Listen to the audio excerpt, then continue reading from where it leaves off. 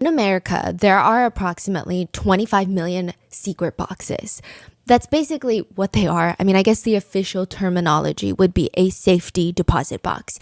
But these are typically hidden away. These little secret boxes, they're hidden away inside these bank vaults across the United States.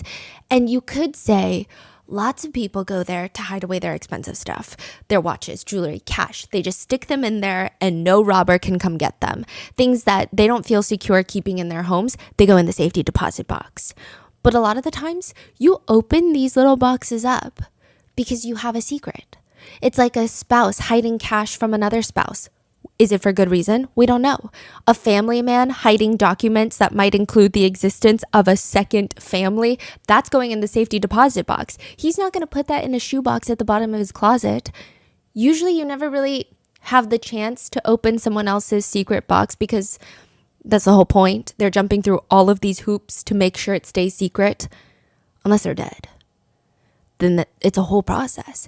Depending on what state you live in and your will, let's just say if you die under suspicious circumstances, like if you were, let's say, killed in your living room by the little boy that you assaulted, only he's not so little anymore, he's a full-grown man with a knife, then yeah, most likely that safety deposit box is going to be opened under the watchful supervision of authorities and very tense, very awkward bank employees.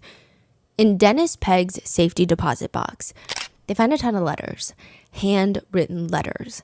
None of the letters are particularly insightful. He doesn't spill all of his secrets to confess anything, but the letters are really creepy.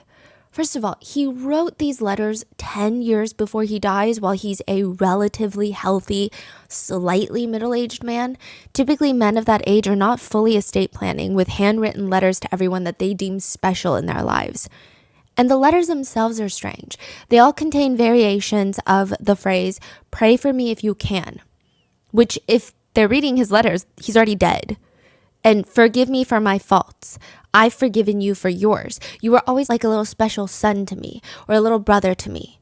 It's just letter after letter in that safety deposit box, most likely written for his victims. Victims who, after their abuser is dead, will be delivered a handwritten letter asking them to pray for their abuser. In part 1, we went over the night of the killing where Clark, after 33 years of not doing anything about Dennis Pegg, his abuser, when he was 12, he decides he's going to do something now. He goes to Dennis Pegg's house after 30 plus years. Dennis sees him at the front door holding a hunting knife that, ironically, Dennis taught Clark how to sharpen. And all he says is, "Hey, how are you?" Clark is slashing at him, slitting his throat, stabbing him countless times, and then finally he spits on his bed before walking out.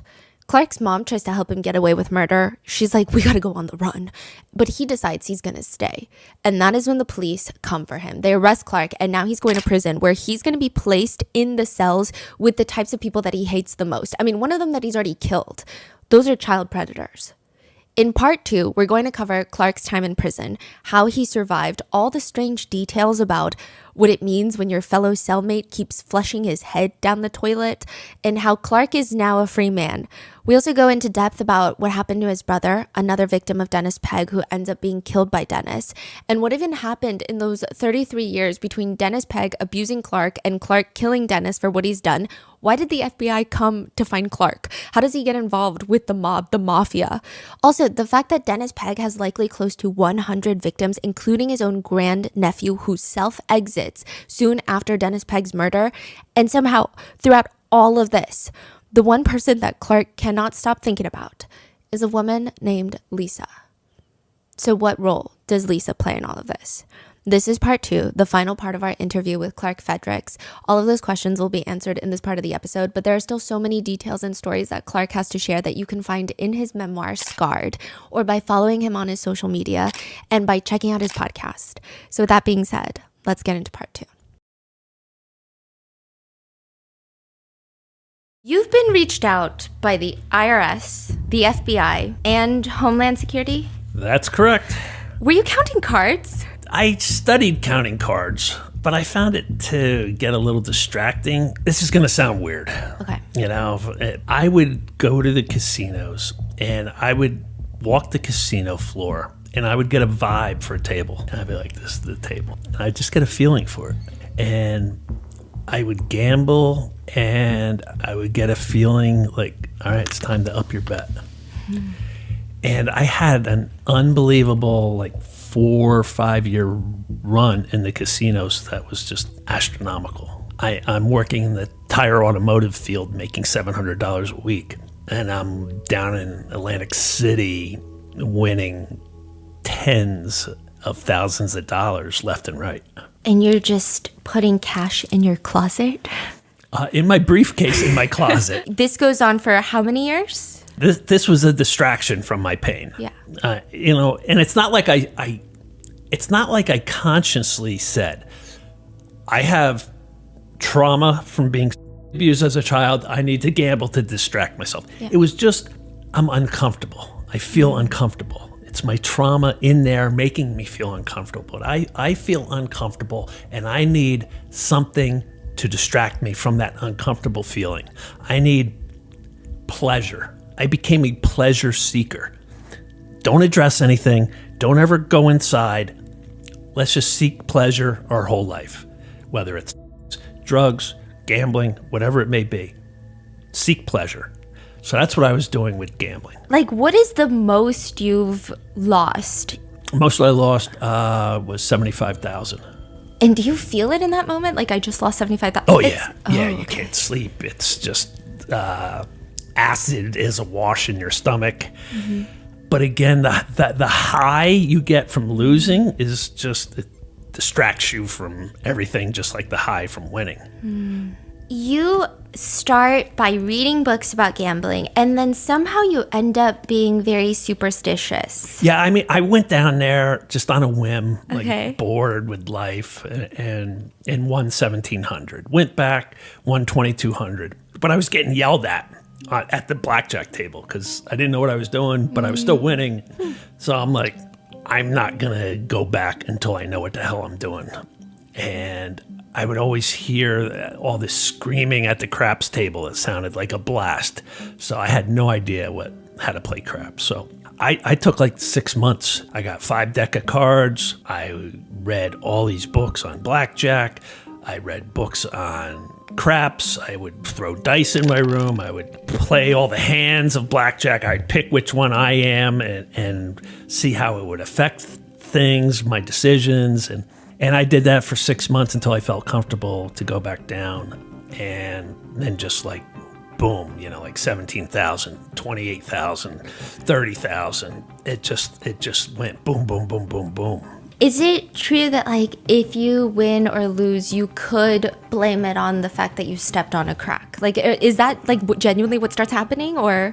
Those little quirks didn't start right away, but as you start winning more and more and more, you start thinking, all right, what did I do? Like, all right, I better not step on any cracks. like I don't even know where it came from. Like, it was just like, boom, like, all right, what did I do in the days leading up to going to the casino? Like, oh, when I went up the stairs, I jumped that second stair and then that, like I skipped 2 stairs there.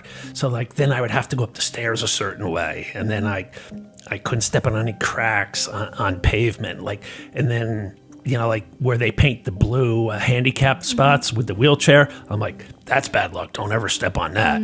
And then when I would get to the casino, there was a whole other ritual, like for rolling the dice. It would, I would have to tap it a certain number of times, and in my knee, I would have to hit the table with my knee a certain number of times before I could roll the dice. And it was like, it just started getting more and more and more and more insane. You start at the casinos, but then you get involved with the mob. Yeah. Another brilliant decision. Okay, so you get involved with the mob. How much do you owe the mob? It was because I needed action every day of the week to distract myself from feeling uncomfortable. So like I couldn't wait to the weekends to go gamble. I needed something. What am I going to do Monday through Friday? Yeah. So it came about that I could, through a bar, I could start sports betting every day of the week. And I was given a no limit bet. So like I could bet as much as I wanted, as often as I wanted. In 6 months, I was broke, like lost everything. And in that last week, I was down 20,000 and I didn't have it. Now you would think, all right, it's time to walk away, Clark. But no. I'm going to get that 20,000 back if I can, plus some. So I called the number that I called to place my bets, and I said, hey, I got to move some money around. Can you let me carry that 20,000 over for another week? And they're like, for you, anything. I'm like, okay. So I go into that next week, 20 in the hole, and I'm like, I got to get that 20 back. Plus I want to keep gambling. So I need to win on top. So I just start making really stupid bets. And when the week ended, I was 77,000 in the hole to the mob. So when you were gambling in casinos, you were making money? Yeah. How much were you making? Oh, hundreds. I mean, my largest win was 153,000. And that was after losing 3 times on the craps table where I had 20 to 30,000 at a clip up there. Wow. So I was well over $250,000 just for that one time. But I mean, 50,000, 70,000. My host put me into a blackjack tournament for 75,000, winner take all. And he's like, I think you got this, bro. Your luck is unbelievable. I didn't win. I got knocked out about halfway through it, but I went to a high stakes blackjack table and I won 80,000. So like I won more than what the prize was. So then you were like, okay, I'm going to do this with the mob. And then you're down 77,000. And now the mob is trying to kill you.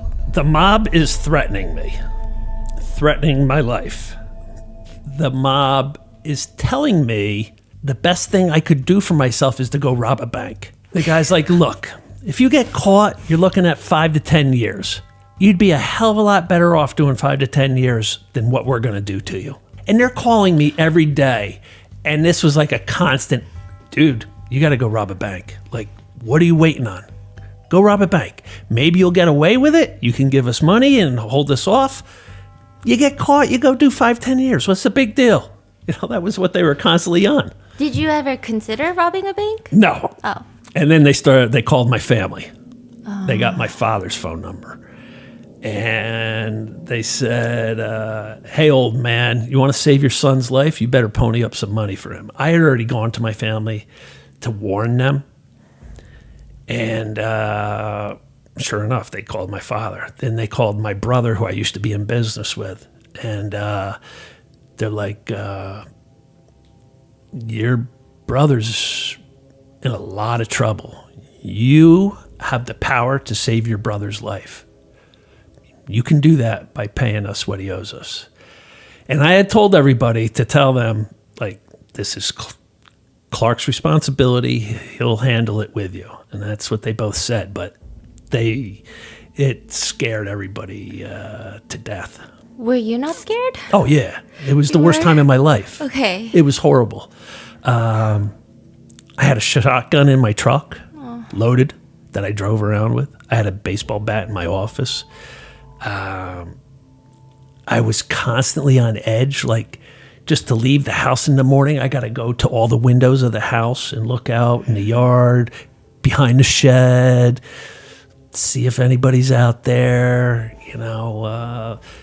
The same thing, leaving my office, like I've got to like survey everything. I was just hyper vigilant, that's what they call it. And I was hyper vigilant to the max. So the mob is as scary as they're depicted in movies and books. Like, they're intense. Yeah, it was just angry, threatening phone calls almost on a daily basis. And I wasn't trying to like get out of them.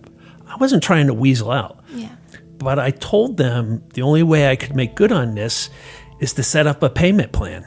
And what I really could afford was $500 a month at the time, because I had a lot of debts to casinos. You know, like Casinos would all let me have, markers, $20,000 markers in them all. So I had all these markers I owed, and credit cards were maxed out. And it's like, I'm trying to juggle everybody. So I told the guy, I can do $500 a month. And the guy went absolutely bananas. And he's like, $500 a month doesn't even cover the juice on $77,000. Like, you're out of your mind, bro. So it was a horrible time. And then I get a phone call after months of this, and it's them. And they don't ask for money. They just say, "You're a dead man," and click and hang up. And then a couple months goes by after that where I'm completely like on edge, like can't sleep. You're always listening for every little sound. Like, is that somebody out there? And I get a call. At this point in time, we had 2 tire automotive centers. I had one and my brother had one. And I happened to be at my brother's store one day, and his office manager came in the back room and said, "Hey, there's a phone call for you." I'm like, "Who the hell's calling me over here? Nobody knows I'm here." He goes, "I don't know. They asked for Clark." So I answer the phone, and the guy introduces himself as a special agent with the FBI. "I need to meet you at your Newton location, the store I had, on Thursday at 3:00. And I'm like, "Well, bro, like, you got to tell me what this is about." He's like, "No, I don't." He goes, "I'll see you Thursday at 3:00. And he hangs up. And then your mind just goes like in a million directions, like I couldn't fathom what the FBI is coming to meet me for.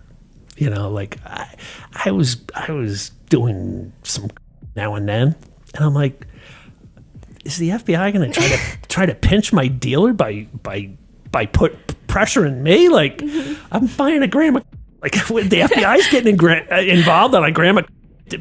So I had no idea what it was. And then the guy came to the store, and clearly was an FBI guy, and said they had an informant inside one of the major crime families who told them a hit had been put out on my life for my gambling debt.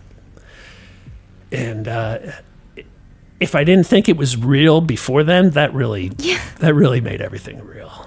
But you still didn't snitch. You didn't cooperate with the FBI. You're like, well, No, they wanted me to wear a wire. And I was like, are you out of your mind? Like my life is hell right now. You want me to wear a wire and make it even worse? I go, and I told the FBI guy what I told the mob guy. I go, this is my problem, and I'm not running from it, and I'm going to deal with it.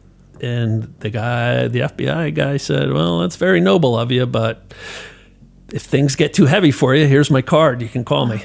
Wait, what did the FBI guy offer you at first? He said, wear a wire and we will help you? Or Yeah. It's not like, like, we'll solve your problem by taking these guys down. And I'm like, no, this is my problem, and I'm not going to compound it by wearing a wire. Wow. Is it because that you scared that wearing a wire is more dangerous than... That's just not the type of person I was. Like, it wasn't in my DNA to become a little weasel snitch wearing a wire. Like, Interesting. Like, no, it's not who I am. Wow. It's all in the book, but if you, because I know the FBI, Homeland Security, and IRS Criminal Division reached out. If you had to rank them in intensity, who was the scariest agency? Because it's a lot of experience. Division of Homeland Security, I'd say, is at the bottom. Yeah, that makes sense. Boy, the FBI, the IRS did a full audit on me. They thought I was money laundering because I was putting in all this cash from the gambling winnings into my bank account. That was a nightmare doing. You didn't just tell them you're that good. They're like, no, we don't. Well, that's what I eventually got to that point with them. But there's laws for trying to skirt the $10,000 notification rule. dummy me, like somebody said, oh, if you put in under $10,000 deposit, it doesn't get recorded or notified. So I'm like, oh, cool. So 9,800, 9,700, 9,600, 9,700, 9,800, 9,200, 9,400, 9,800, like nonstop. And then that sets off all the red flags. And so, yeah, that was a nightmare too. So IRS or FBI, who's scarier? I think when you're told a hit's been put out on your life and a confidential informant, that's the top of the list. Yeah. Yeah. That's like in your 30s. But it does seem like after everything that Dennis did, there were signs in your childhood where a lot of psychiatrists later say it seemed like you're crying for help, like trying to get help in a way. Playing with fire, is that one of them? Yeah, I became a little firebug. What is it about fire? Because I see that a lot in a lot of cases. Yeah, I think it has to do with control. And it's an outlet for anger from what happened. So you're just like lighting matches, or are you lighting things on fire? Yeah, I lit our house. We had this screened-in patio bar area out back, and I lit the corner of that on fire. And like guys happened to show up that were going to be painting the house, and like the screened-in porch things on fire. Like it had been smoldering overnight and caught on fire when they got there. And, we had a huge backyard and raked the leaves into a pile where the swing set was, and you'd swing off into the leaves. Well, I just took a can of gas all over the leaves and set it on fire, and this big fire exploded. And These are big fires. Okay. So yeah, and then another sign of abuse is shoplifting, and I got caught shoplifting, and it's the same thing. It's an outlet for anger and pain. It's a control issue. So those were signs, and I started smoking pot like right after the abuse. 12 years old, started smoking pot, drank heavily in high school, got suspended for coming in drunk, got caught on a class trip to the Jersey Shore, drinking on a bench with two other buddies, and the chaperone teachers come up behind us and like, seriously guys? My principal threatened me that I wouldn't graduate with the class if at the prom he even had the hint of alcohol on my breath. Did you ever feel frustrated that these teachers are saying these things to you, but they don't like recognize what is underneath that behavior? Was there any sort of frustration or anger towards them? No. I'm there was a thing with the essay I wrote, which is unbelievable. I would hope that times have changed, and your audience, in the book they'll see this essay I wrote, and I put a lot of stuff in there in this essay that was. It just screams, I've been abused, Yeah. Like I need help and I've been abused. And the teacher gave me an A and said, use more paragraphs next time. So like if you see a sudden change in behavior in a younger person, there's a reason why, like shoplifting, fire, weed, drinking, getting suspended, getting detentions, getting caught on class trips, getting threatened by the principal, like writing this essay that screamed, I need help. And I don't know if it was a sign of the times, but it was all right there. And, nobody picked up on it. What's interesting about your case is that, because I know there's a lot of cases where maybe victims' family and parents are not as involved in their lives and they might be missing a lot of the larger signs. But it seems like your dad was picking up on these signs, and he asked you multiple times, Yeah. and you never told him what happened. And I really, like, you know, I've been asked, you know, if I have regrets in life, you know, like, do I regret owing $77,000 to the mob? Do I regret doing drugs? Do I regret, you know, like, really the only, and it's tough to have this regret, but I do have this regret, you know, like being a young boy and lying to my father when he asked me if Dennis Pegg ever touched me. And I just couldn't. The shame is there, and the pain is there. And my parents viewed me as the golden child for surviving this operation. And I just didn't want to become now the abused son who's tortured inside mentally. You know, so I just told my dad, no, he never touched me. Around the time that your dad starts asking you if Dennis Pegg ever touched you, there were some other kids that were talking about it. Yeah, that's how it came out. And nothing happened.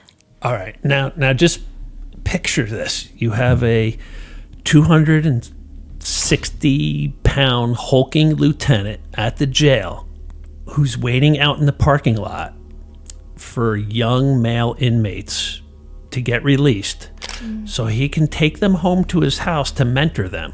I'm a mentor. I'm going to give you a safe environment. You come live with me. We'll get you back on your feet. In the middle of the night, he would pounce on these young male inmates. Some ran away. Some didn't. Some probably froze like I froze.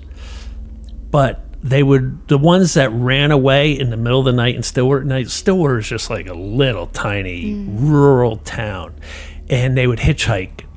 And when they would get picked up, they would tell the people, like, I just got out of jail, and this guy told me he would give me a safe place to stay, to get my feet back on the ground. And in the middle of the night, he's in my bed trying to do stuff with me. And it spread like wildfire around Stillwater. And that's where my father sat me down, said, did Dennis ever touch you? The first time he sat me down was probably a year after so I was probably 13. The second time was when a waitress in a donut shop told my father over a cup of coffee that her son, who was a classmate of mine, same grade, from Stillwater, in the Boy Scouts, had been by Dennis. And my father came home after she said that, and this time he said, before you answer me, I just want you to know you'll never have to go to the cops. You'll never have to testify in court. I'll take care of Dennis myself. Did he ever touch you? So is my father saying, I'll kill Dennis? That's how I took it. And that's way too much weight to put your teenage son under. Like, as tempting as it was, like, I was tortured over that for a long time. Like, man, do I tell him? Do I tell him? Do I tell him? I want Dennis dead. Yeah, Dad could kill him. Dad could kill him. But then what if it goes wrong? What if Dad gets killed in the attack? Then it's my fault for telling him. What if Dad goes to prison for the rest of his life and I'm without a father? That's on me because I told him. So now I can't tell him. No, I can't. And I didn't tell him. Do you think your dad would have? Yeah, because there's something later on in the book my dad told me on his deathbed, and that just confirmed that he would have done it. How do you feel that it was you that killed Dennis rather than your dad? Yeah, nobody's ever asked me that.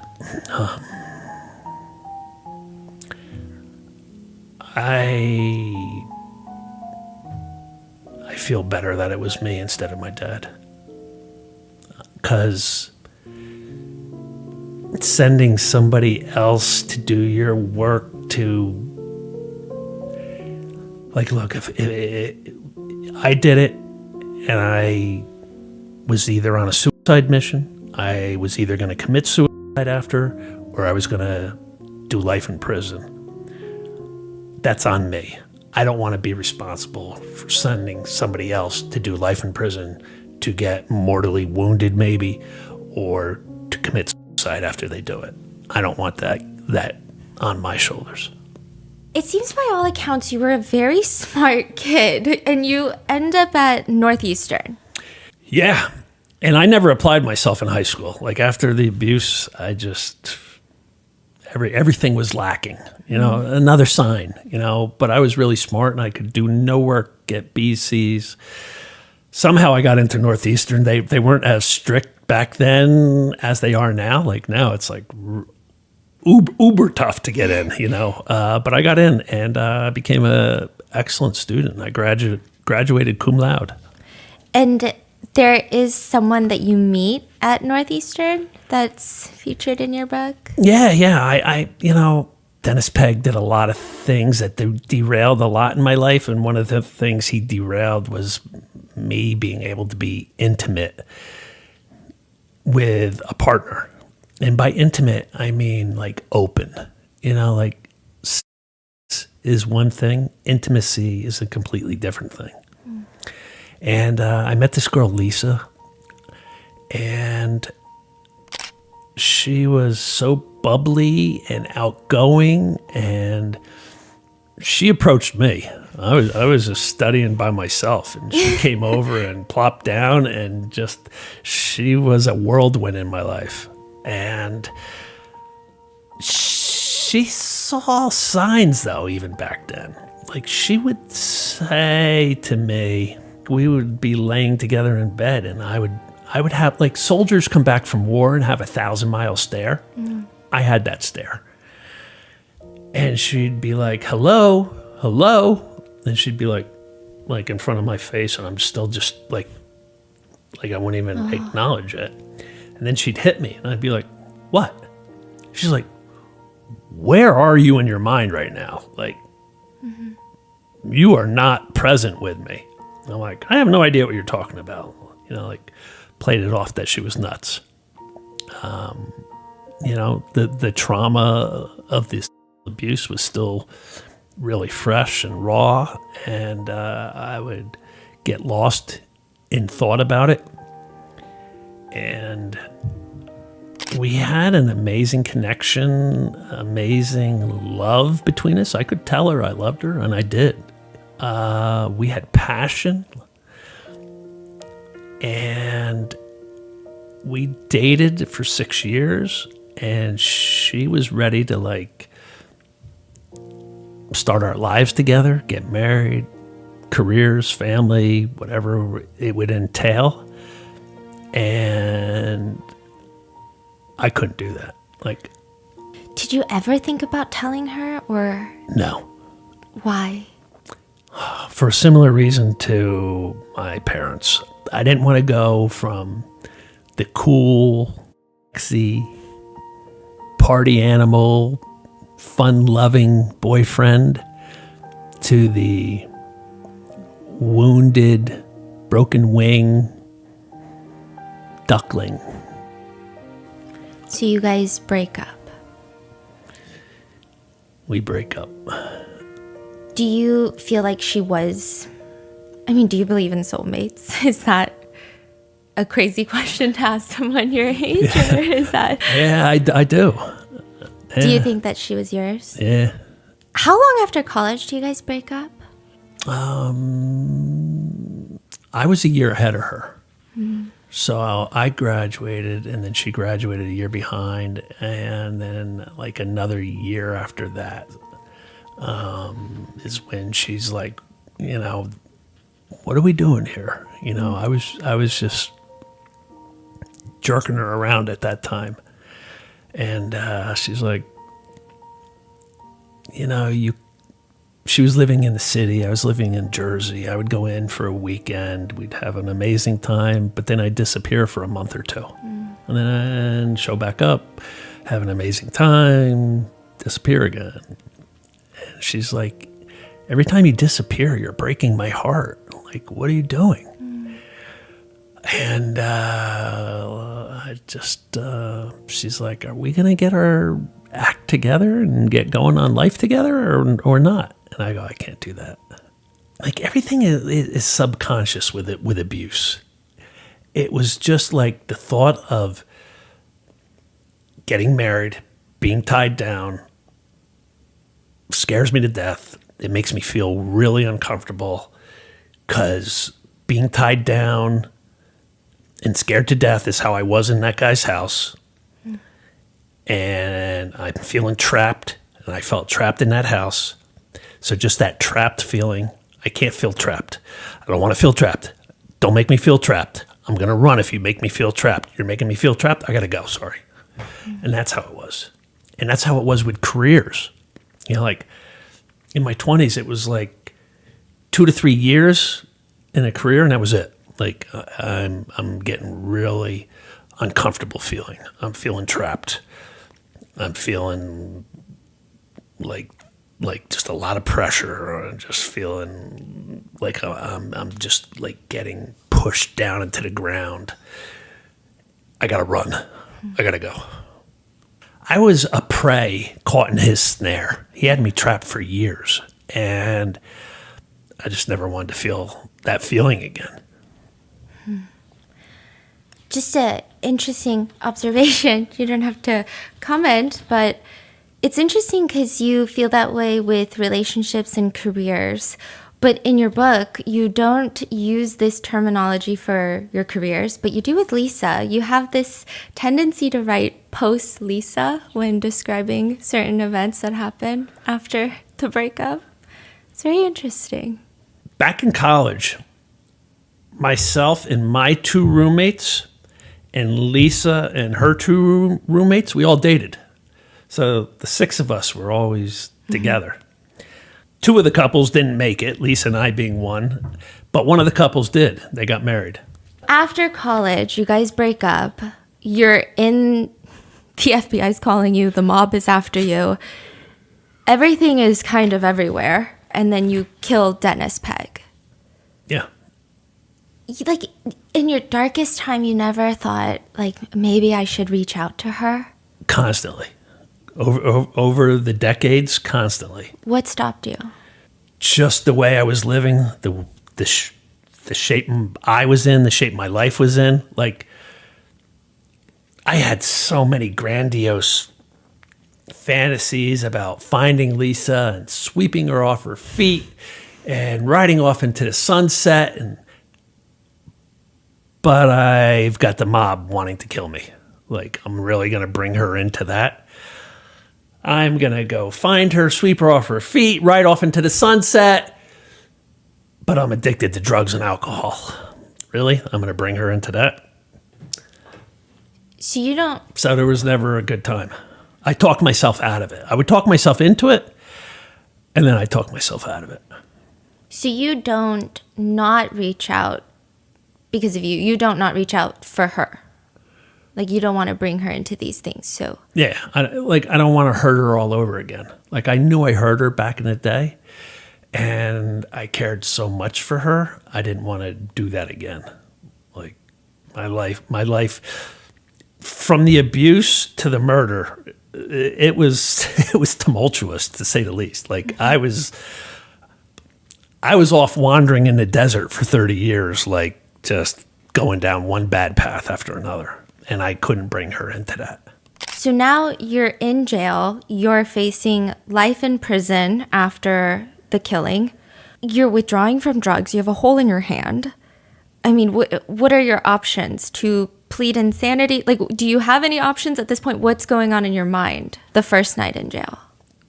Well, they put me in the suicide cell, yeah, which is exactly where I needed to be. Do the lights turn off in there? No. I feel like that makes things worse, no? Okay. You know, the camera's in there, and, you know, it's on you, and, yeah, it was hell. I think what's interesting is I was reading through all of, like, the psychiatric reports that were done when you were in jail. Did you feel like a lab rat? It seems like there's so much debate about your state of mind. Do you feel like you're just being poked and prodded at? And Yeah, like those psych exams were like nerve wracking. It was because some of the stuff they had you do is just They would show you pictures and try to get you to describe the scenario, the scene. Scene, yeah. It's very And interesting. and then like I had to do the Rorschach test, the ink blots. Yeah. And you got to come up with what it looks like, and it's just oh my god. And I thought like one wrong answer, like they would like. He cannot get out for the rest of his life. Boom. Like I just thought, and the pressure you put yourself under to try to answer things right, that just makes it worse. Because then you're like, oh, it was, and like 500 multiple choice tests. Like, boom, you got to take this 500 multiple choice test. Like, and they ask you the same question in that multiple choice test 4 different ways, seeing if you. Yeah. Like they'll reword it, but it's the same question to see if you answer differently, It seems like you were honest. I don't know. This is one. So you were shown a picture that is not provided, but you say that it appears to be a man who's pulling away. She's trying to hold him and talk to him. Maybe he drinks too much and has anger problems. So it feels like you took these tests very seriously. Like it doesn't seem like you were trying to answer how they wanted. Almost feels like I'm talking about Lisa and I. Yeah. When you get to prison, eventually, you have to carry around a file so that if someone accuses you of being a pedophile, prisoners will show their file. Were there a lot of pedophiles getting beaten up in prison? There's a lot of fights, but it wasn't necessarily the pedophiles getting beaten up. Believe it or not, the prison likes the pedophiles because they're the snitches. So like they use them. That's so interesting. To be snitches. So like they, they hate what they did, but they use that against them to get info out of them. So on the unit I was on, I was told by my therapist that 2 out of 3, I was told 1 out of 3, closer to 2 out of 3 guys on my unit was there for a crime, mostly involving children. I was like, are you kidding me? And I'm like, oh, yeah. And then I was told, one of the guards told me like, oh yeah, they're our snitches for us. Like they give us all the dirt on guys. If you hear about a pedophile that gets beaten up in jail, did you feel anything? Were you just like? Well, in the county jail, the tier I was on was not supposed to have any, and yet somehow I was told by paperwork getting mixed up, they kept putting pedophiles on my tier in the county jail. And the guards in the county jail hated the pedophiles. The pedophiles in prison, they use them. In the county jail, they hated them. And they would come up to me and be like, that guy that just came on, he's a kitty toucher.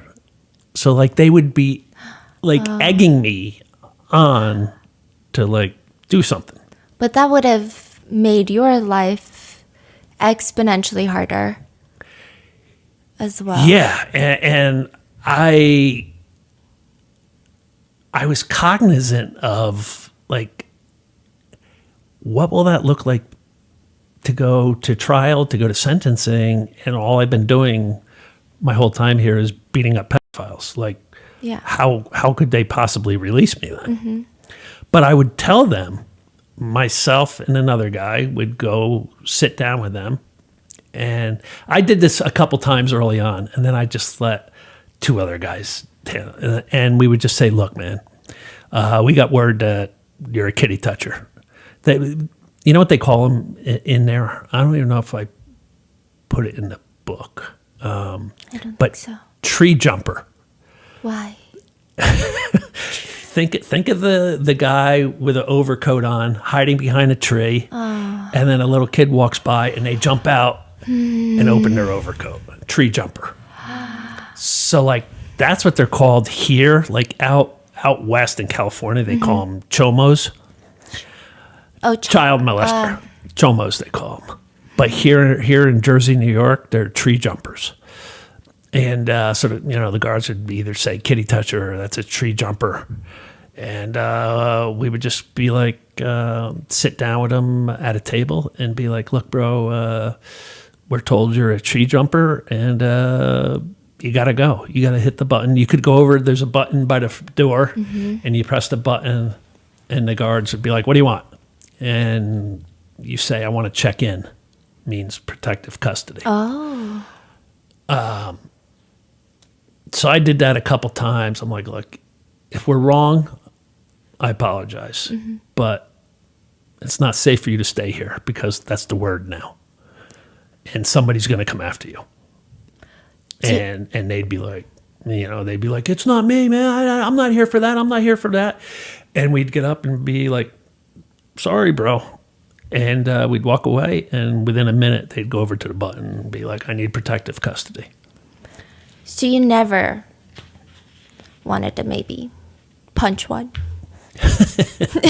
No, like, I wasn't there. Like, I've said this, like, if I got a life sentence, then all bets were off. Yeah. Right.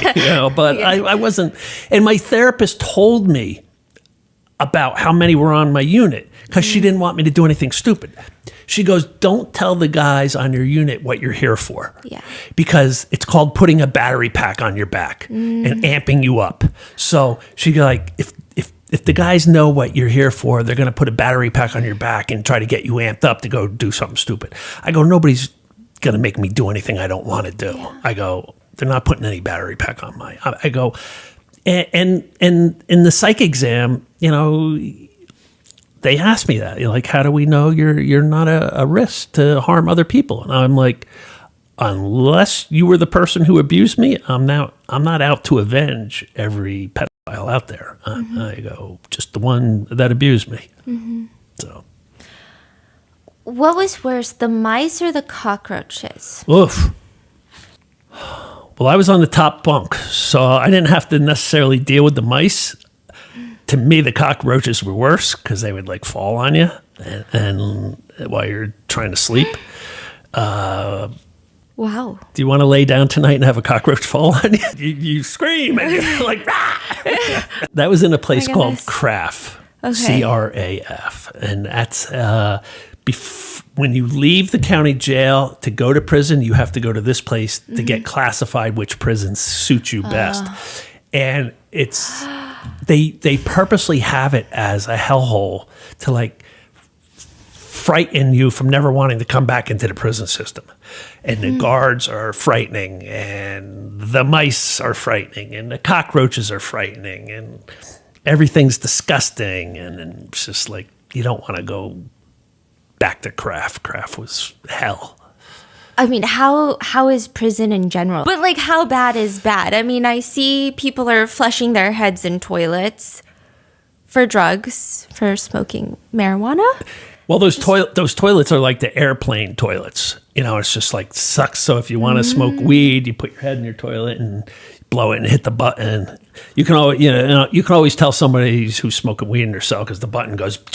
You just hear the suction sound going and going and going and going and going. So guards are just walking by and they just see cellmates with their heads in the toilets. Well, there's usually only one guard on at a time. There's a guard on the floor, and then there's like two guards in a bubble, and they have to do a walkthrough like every so often. So when they just did their walkthrough, like, all right, I got 2 hours now or whatever it is, or an hour till they do another one, so you can smoke your weed then.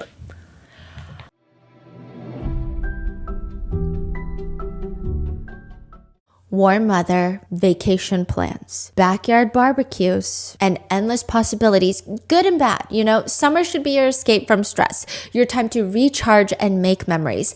But summer can also be the peak season for life-changing accidents. A pool party at your local community pool can end in a nasty slip or with you face to face with wet concrete. I've been there, I've done that. Music festivals, beach outings, sporting events, even pickleball, recreational pickleball can be dangerous. Anywhere people gather to celebrate summer, accidents are waiting to happen. That's where Morgan & Morgan comes in. They have over 1,000 attorneys nationwide to help you get back on your feet and get your summer back on track. They've recovered over $25 billion, billion with a B, for their clients nationwide, and they don't back down when it matters most. One recent client received $29 million after being offered just $500,000. I mean, there's a reason they're America's largest injury law firm. Hiring the wrong firm can be disastrous. Hiring the right firm could substantially increase your settlement. If you've been hurt this summer, you can check out Morgan & Morgan. It's free unless they win. Just click the link in the description below or visit forthepeople.com/rotten. That's forthepeople.com/rotten, or click the link in the description below. This is a paid advertisement.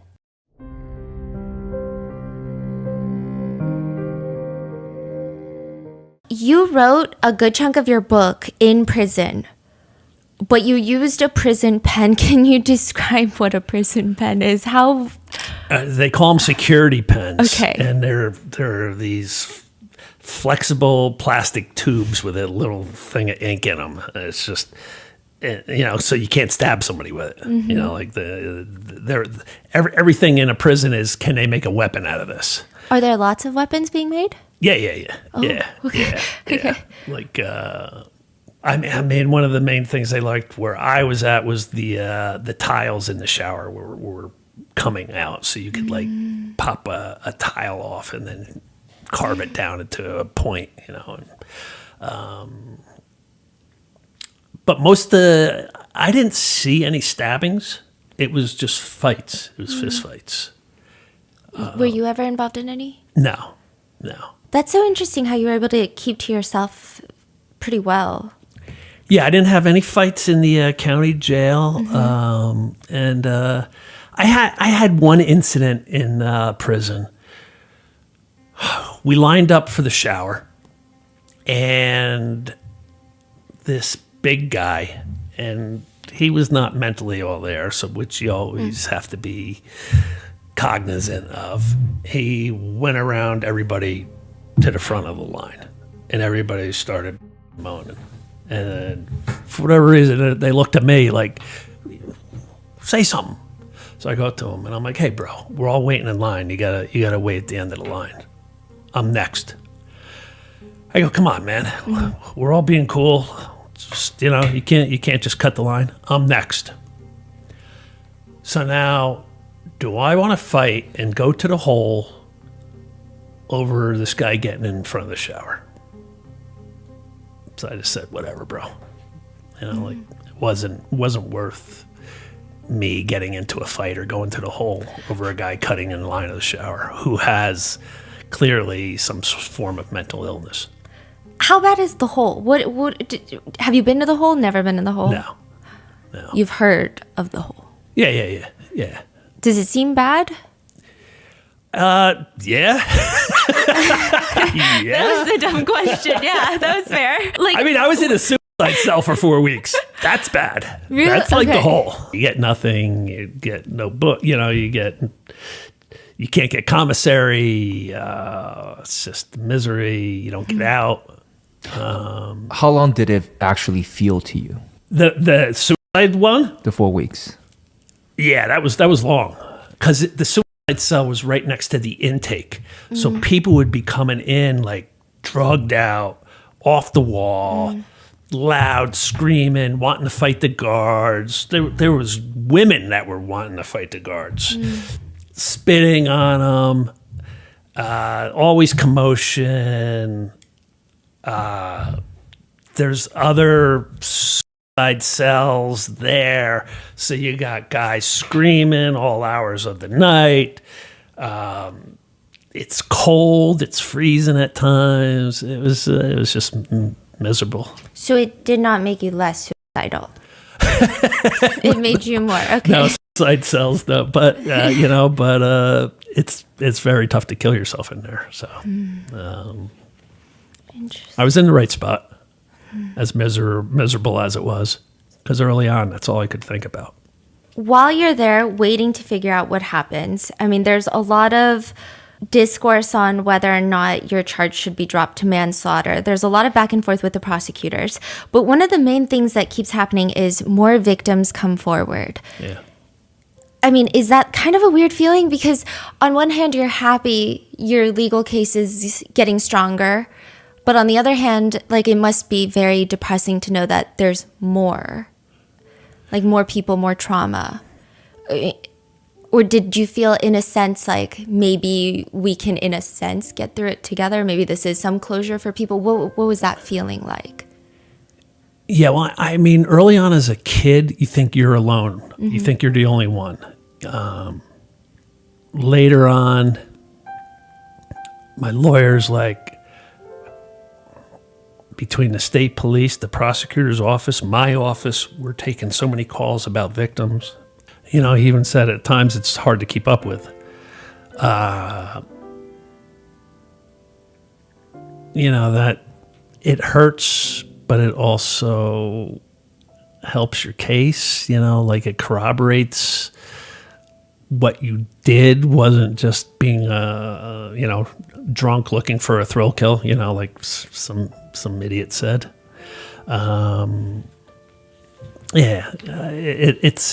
It's tough to like know that you need other people's pain to come forward to help you, Yeah.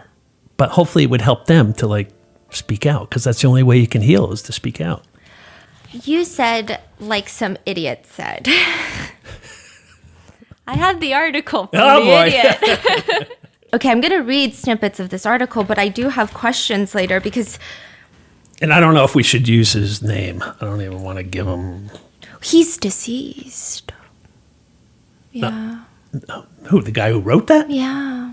Ernest is dead. Really? Yeah. I know. We did share a little chuckle over that one. Yeah. Okay, read away. Yeah. Wow, that's unbelievable. I'm not supposed to mourn, am I? Wow, you just blew me away with that. Holy smokes, you guys really did your work. His article is crazy.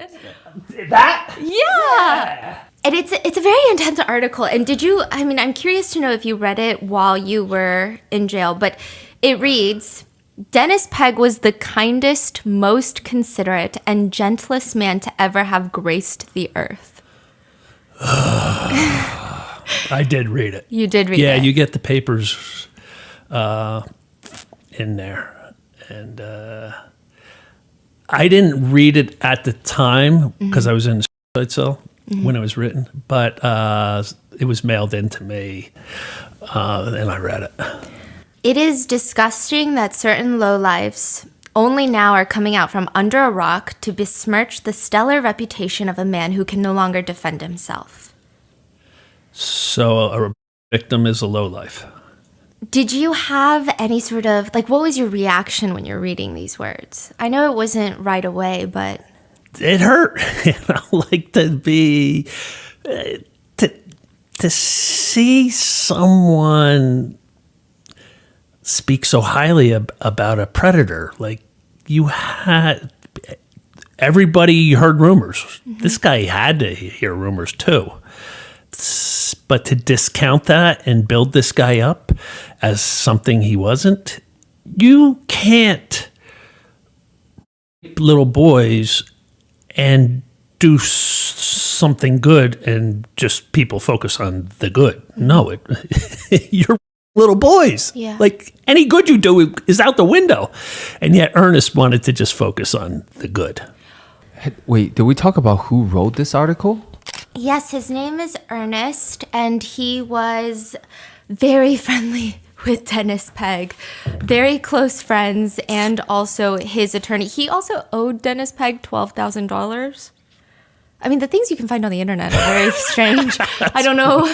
But he is since deceased, but I just find it like unthinkable, because even if I had a friend, but all these victims are coming forward, there's no way that you can write these types of words. It just doesn't make sense to me.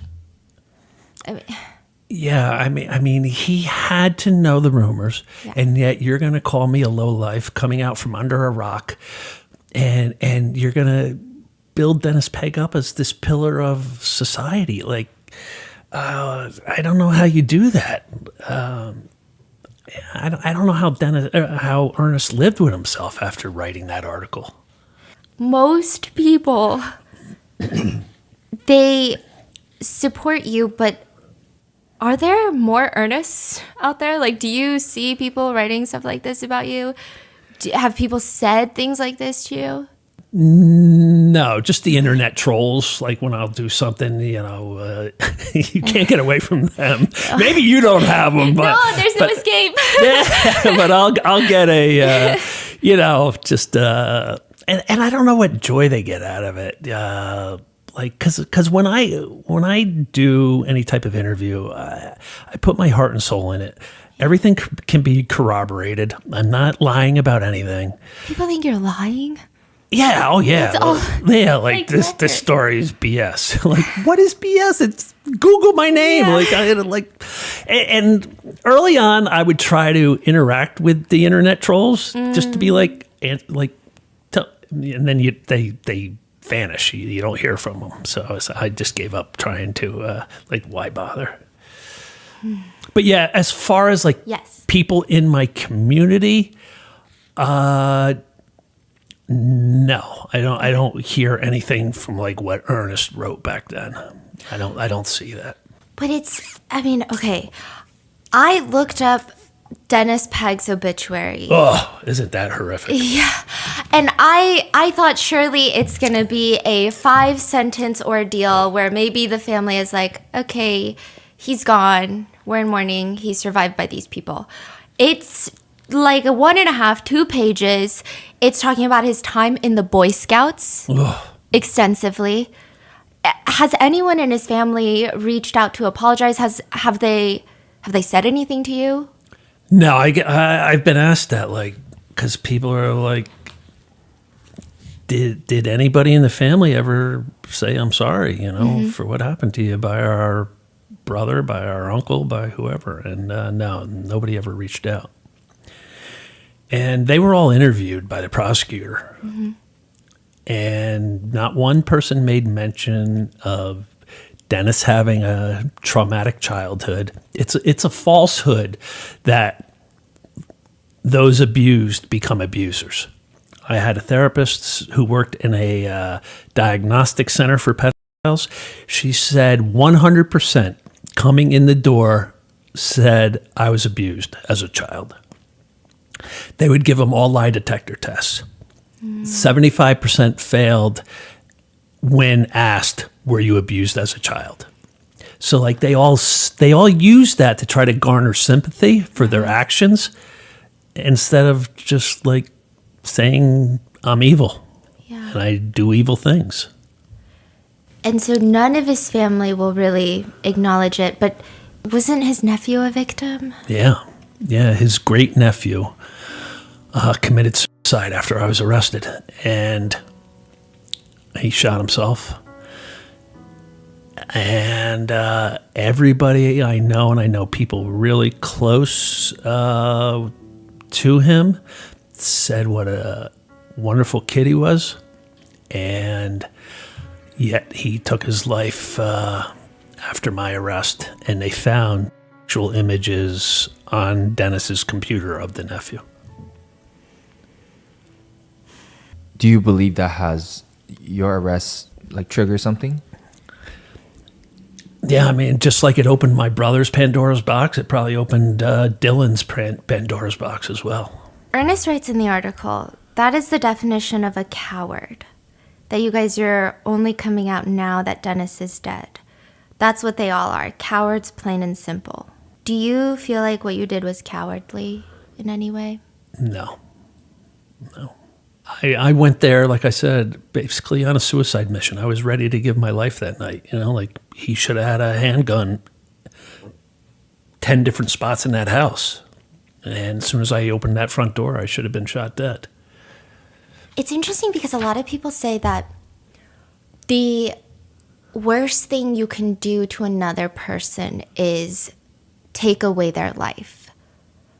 But is that really true? Because it almost makes it seem like then what you did is worse than his crime. Yeah, I mean, I've had people say, like, you murdered.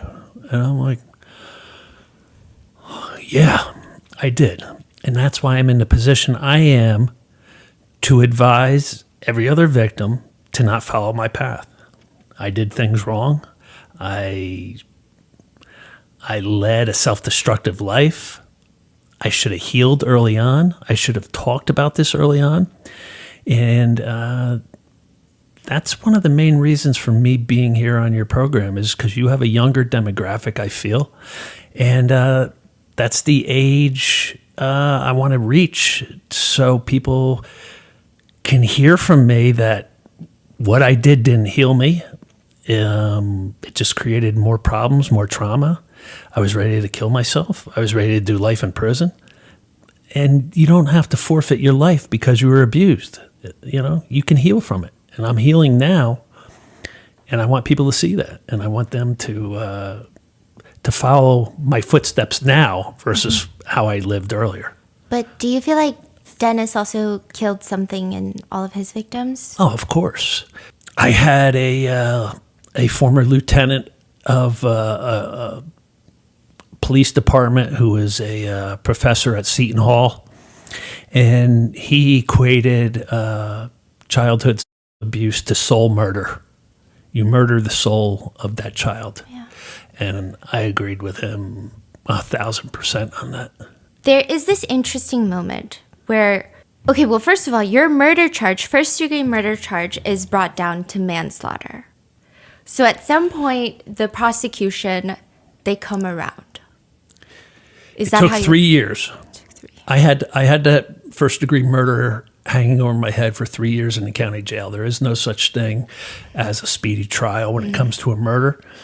And our psych eval from our side got delayed, and it got presented to the prosecutor just before that like a couple months before the 3-year mark. And in that psych evaluation is everything laid out, like the abuse, the murder. It's not like a whodunit anymore. And between all the victims that came forward and then reading that psych evaluation, the prosecutor offered me a plea deal to second-degree manslaughter. And second-degree manslaughter carries 5 to 10 versus 30 to life for first-degree murder. Okay, that is another thing that was so interesting. I feel like a lot of cases that we work on, the psych evaluations from the defense and the prosecution, it's like reading 2 different books from 2 different planets. Yours, we had difficulty being like, wait, this is the prosecution's psych evaluation. They're identical. Yeah. Yeah, it's amazing. Yeah. And what's really crazy is my defense came out of the prosecutor's psych eval. He came out and said, I feel passion provocation fits Clark perfectly. And he explained why. And passion provocation had never been used 30 plus years after the fact. Passion provocation is the husband comes home and his wife's in bed with the mailman, and he freaks out and kills one of them or both. That's passion provocation. This was being used 30 plus years after the initial abuse. And there's 4 factors to it, and he fit me into all 4 factors in the present day and how it fit. So like their side came up with my defense because we had initially come up with diminished capacity. There is this interesting thing in the book where they do say the problem, though, is that you're a decent human being. And so they say that's the problem, because now with the manslaughter charge, they're saying that you will have trouble living with yourself unless you pay a debt to society. Unless I'm punished. Do you agree with that?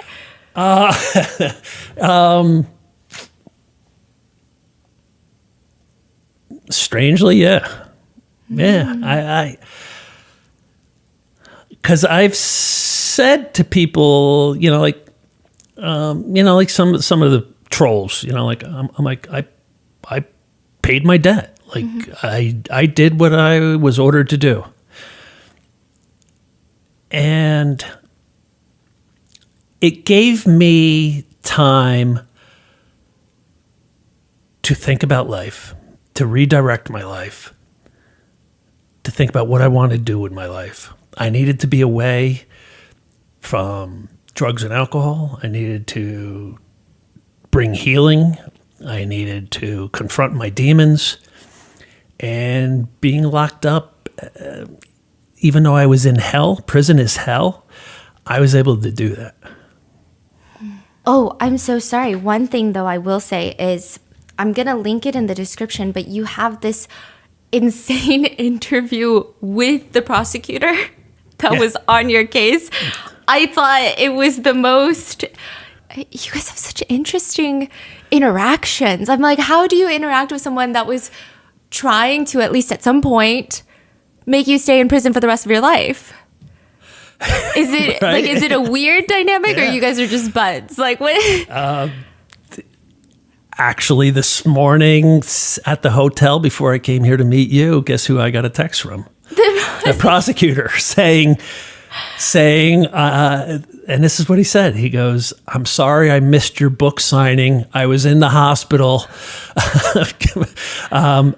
Please save me an autographed book." No, because you have some very interesting friendships. I mean, you're friends with a lot of the officers that arrested you. Yeah. You're friends with the lead prosecutor on your case. Yep. You're friends with a lot of like the forensic teams that probably processed the crime scene. Yeah. That is very interesting. My biggest supporter Yeah. throughout all of this has been law enforcement. That's fascinating. Yeah, from the very get-go, starting with Howie Ryan at the. Actually, it started on my steps of my house when I was arrested. The guy who gave me that state police shirt, he was there. He was supposed to be getting off. He heard my name mentioned, and he told his sergeant, "I know that guy. He's a friend of mine. Let me go to the house in case this goes sideways. I want to be able to talk to Clark." And when I was arrested on my front steps, he came up to me and he said quietly, "Dude, don't say a word." And then it went to Howie Ryan at the state police station. And then in the county jail, I thought because Dennis Pegg worked there, because we heard the rumors 30 plus years ago about him waiting outside taking inmates home, nothing ever happened. I thought for sure he was protected, and I thought for sure I'd get the beating of a lifetime in there. And one by one, guards came into the suicide cell and said, "I never worked with the guy. I'm hearing what an animal he was. Just hang in there. Keep your mouth shut. Don't talk to anybody." And that was like guy after guy after guy would tell me that. I mean, that's so rare. I mean, you usually see a lot of stories of, I guess, the blue wall of cops protecting cops. So that's what I thought was going to happen. Yeah. Wow. So you walk into the courtroom to give your statement. What is that like? That was torturous. Like I can sit here with you now and talk and people will comment on, a few other podcasts I've done, like, "Oh, I don't know how you can talk so easily about such trauma." Well, you want to see my first speech, go, look at my courtroom speech on YouTube. It's horrific. I'm shrinking down, trying to make myself so small. I'm just wanting to hide. I can't get words out. I'm like stuttering. I'm breaking down crying, sniveling. From the time that I was 8 years old until I was 12 years old, I was sexually assaulted and raped by Dennis Pegg.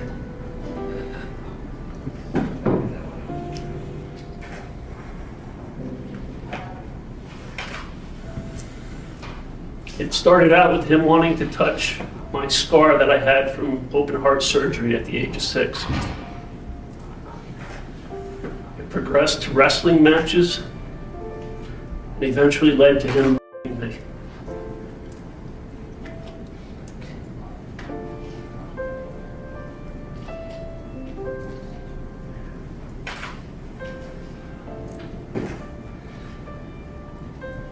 At the time, Dennis Pegg was a sheriff's officer,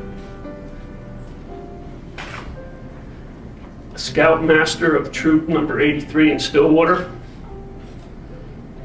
and a close friend of our family.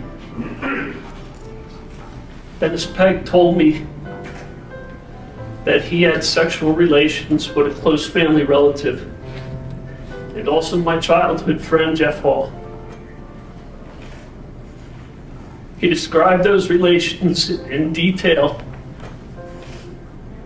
and I believed him.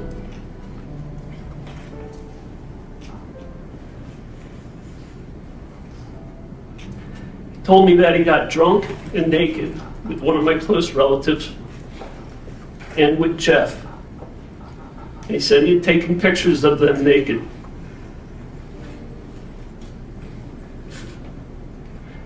He showed me Polaroid photographs that he said he had taken of other young boys and men unclothed.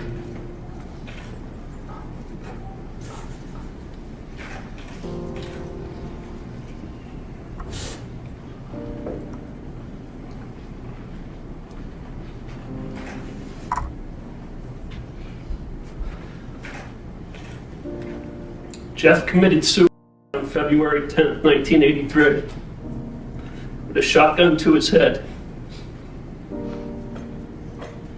I was a junior in high school.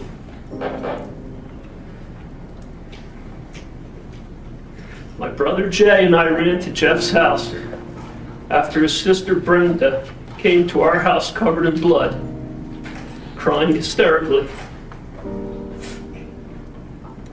I remember standing in the living room of Jeff's house with my brother.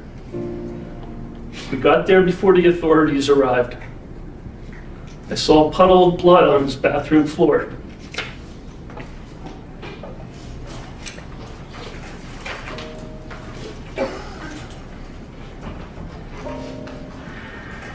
I will always believe that Jeff killed himself as a result of Dennis Pegg's abuse. As an adult, I visited Jeff's grave at least twice a year. Every Christmas Eve, I went to visit him.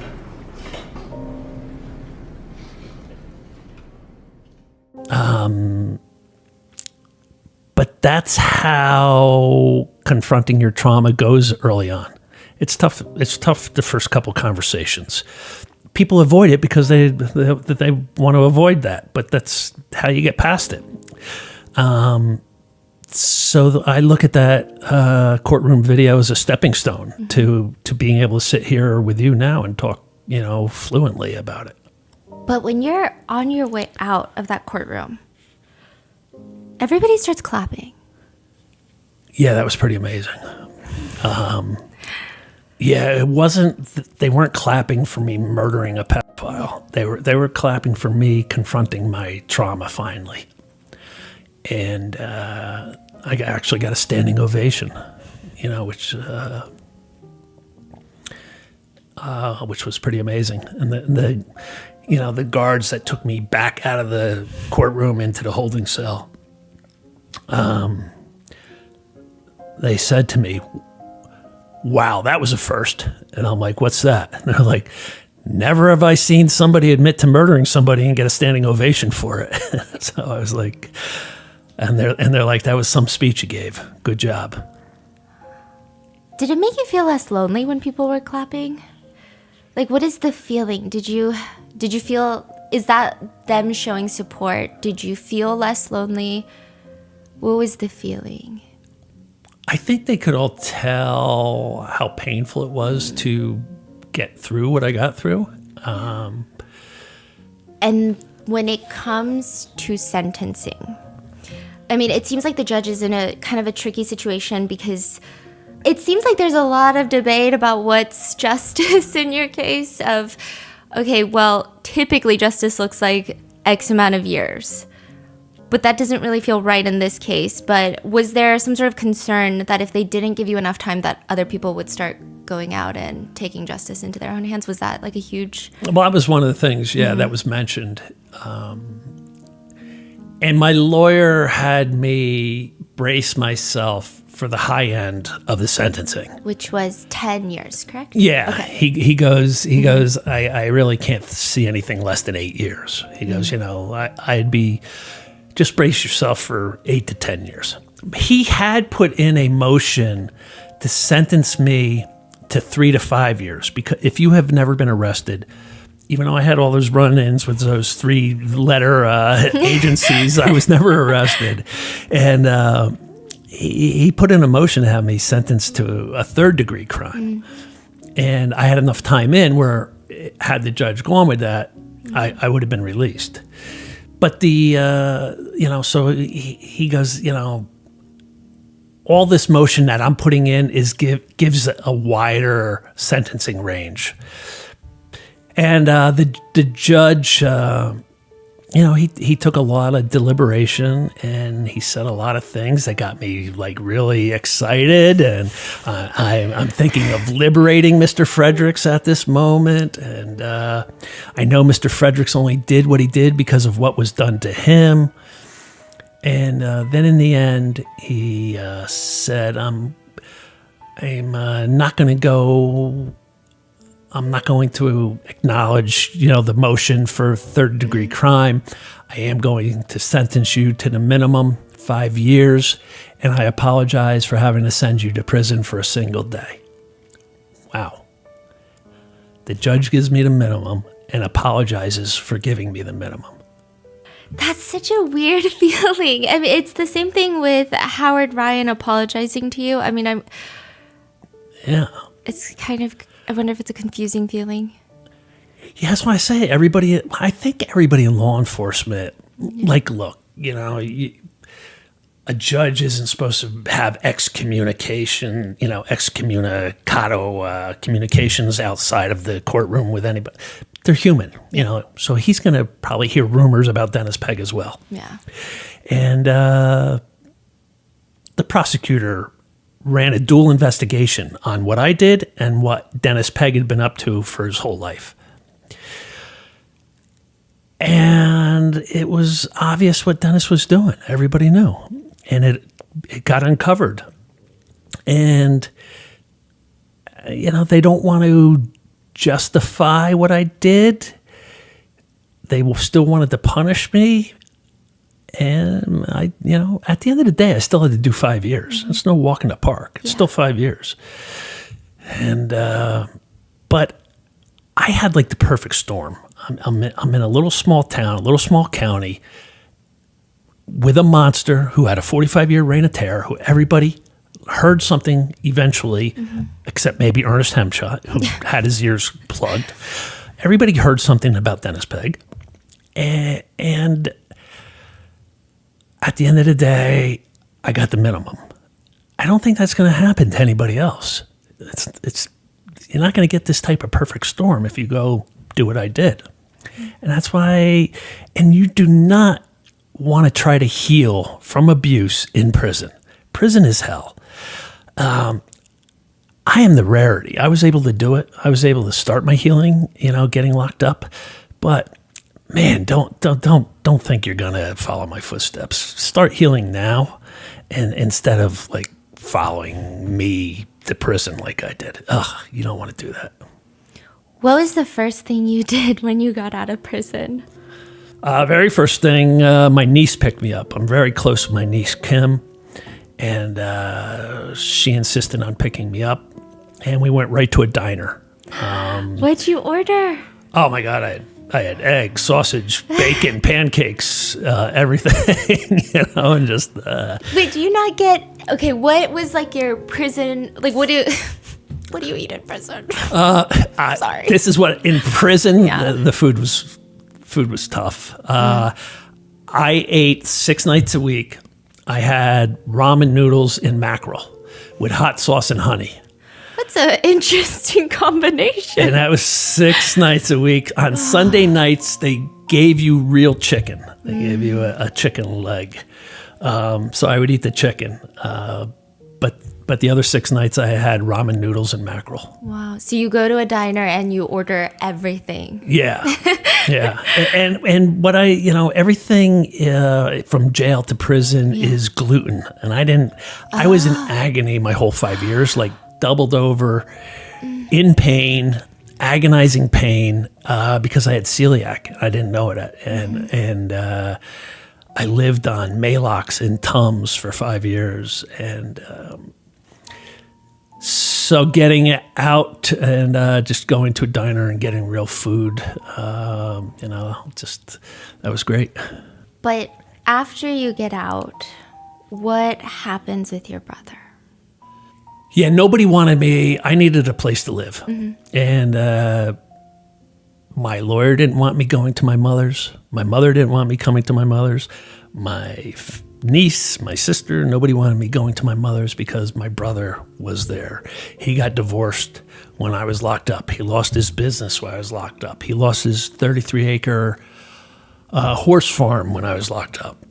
And nobody wanted me to come home because he was in such bad shape. But it was either that or a homeless shelter. So I just said, let me just get out of here and we'll figure things out afterwards. So I went home with my brother and mother. You suspect that he was a victim of Dennis Pegg. He knows you were, but you guys never, even when you get out of prison, you don't talk about it. No.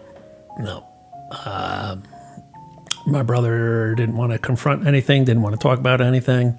It's quite often the case, like members of family won't talk about what happened. And I thought when I was in prison, sitting in my prison cell, I would have these amazing conversations with my brother when I got out. And then when I got out and the shape he was in, the path he was on, it was difficult. Do you think he felt guilty that he didn't protect you from his I'm sure that's part of it also. He said numerous times, I should have been the one that killed Dennis. He said that over and over to me. Yeah. When did you find him? It was 2 years ago this past February.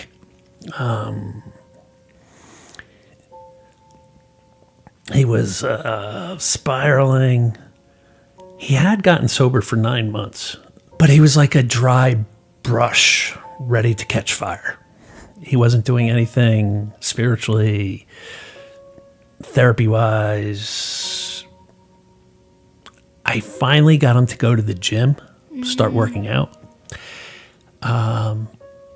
So he eventually started drinking again. And even on his last day of life, I went to the gym and I said to the gym owner, was my brother in today? He goes, yeah. He goes, he wasn't feeling that swift, but he was here. I said, okay, that's a good sign. And I went home and his truck was in the driveway. And I went upstairs and there he was. And have you drank? Have you done drugs? Nope. This past June, I celebrated 13 years sober. Wow. Was it hard?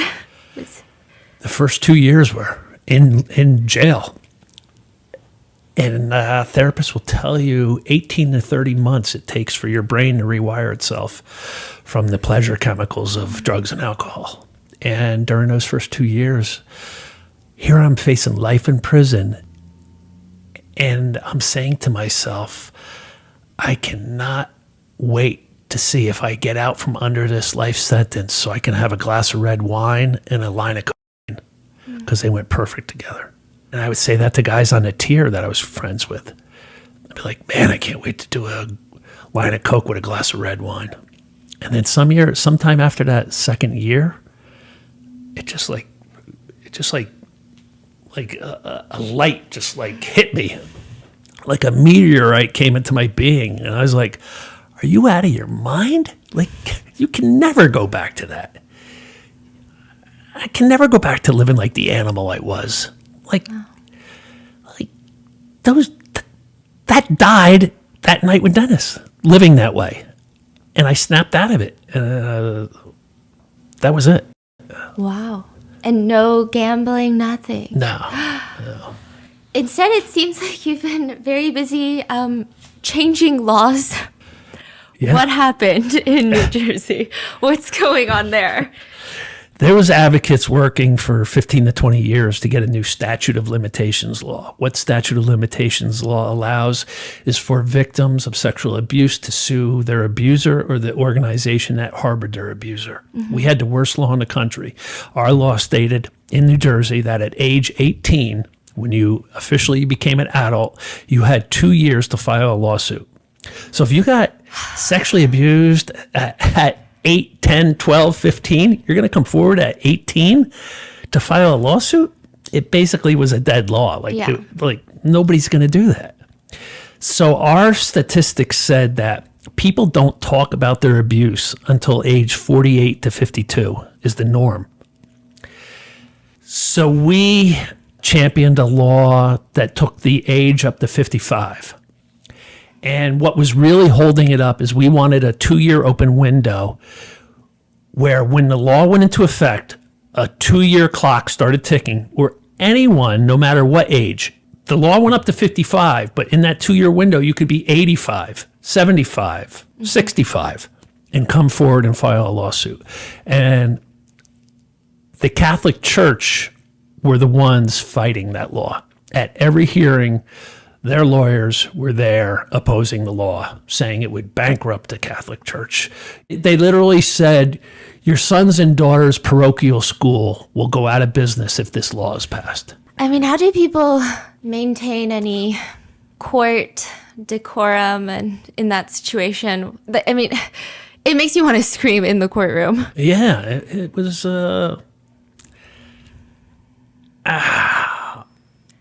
The Catholic Church it really gets me wound up, and it's not to do with your faith. Yeah. It's to do with the hierarchy and the way it's run, and what they've allowed, and they've harbored their priests to keep them from facing justice, and they're sending their lawyers to stop a law to help victims, and yet they come out and say we're all for victims. No, you're not. You're not.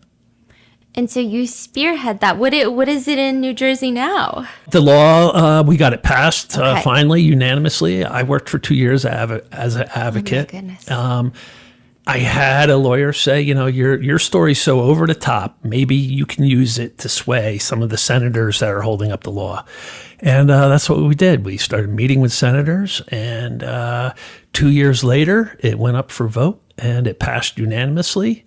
And we went from the worst law in the country to the strongest law. So, victims have up until age 55 to come forward. So it gives them plenty of time to heal. And that 2-year window did happen. It went into effect. And,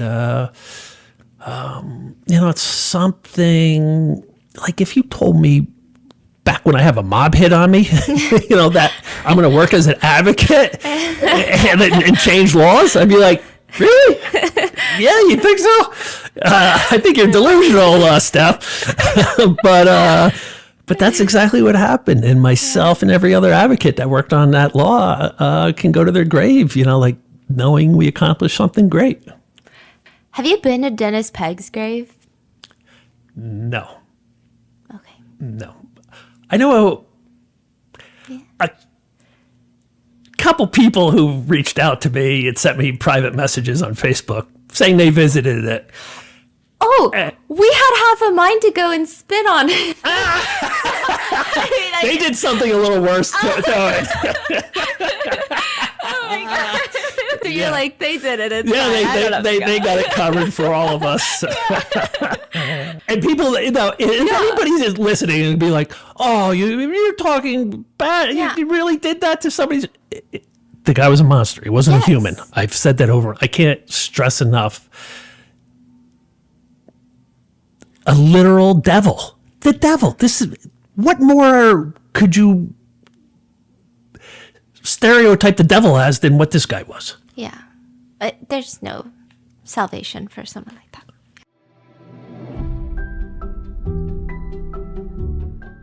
You guys know that we have been huge fans of Shopify ever since we opened Grandpa Mingo's studio to sell his limited edition artwork. But now, and this is a secret between you and me and Shopify, we have a special project in the works. And like Grandpa Mingo's studio, we couldn't have done it without Shopify. I think I would have been so overwhelmed. It wasn't even a question if we were going to use Shopify or not for this project. They are the best one-stop commerce platform for your business, big or small, with the world's best converting checkout. Shopify's POS, which is their point of sale system, it's like the secret weapon to their stores with in-person checkout. I mean, you can start selling in no time with reliable hardware that's ready to go out of the box. Don't have a permanent store? You can also use it with their wireless POS software. You can easily sell at pop-ups, farmers markets, art exhibitions, and more.